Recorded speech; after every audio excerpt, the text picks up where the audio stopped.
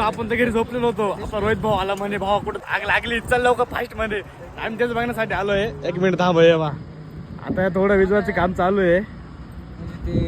अरे आपले बंटी भाऊ पण आले इकडे. हिरलाल ना आणेल का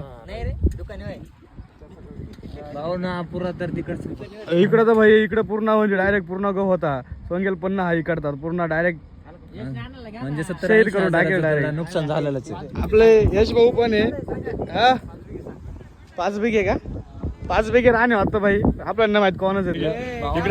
गाडी हळूहळू मागे चाललेली इकडे अग्निशमकची गाडी भाई डायरेक्ट आता चालली पाठी मागे बघा. बघू शकता एकदम अजून आग वाढते भाई डायरेक्ट.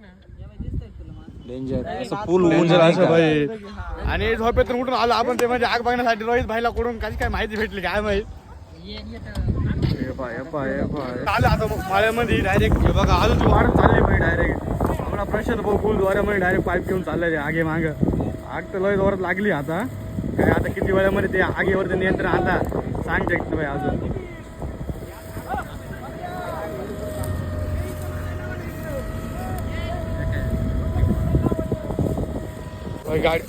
गाडी अजून पाठीमाग घेते.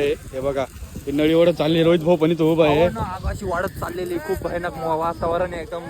सगळे घाबरले लोक घाबरले पण आम्ही नाही घाबरलो. आता आम्ही चाललो थोडं पुढं. पाहून पाहिलं तर फुल पब्लिक आहे या रस्त्यावरती. पण त्याचं वावर जळालं ना भाई त्यालाच माहित आता कसं वाटत असेल त्याला. डायरेक्ट रोहित भाऊ काय रे आमचं नाही का मामाचं वावर होतं बरं काही चिटलं नाही तर आम्ही पण खूप बरं तर लोक गाडीवाले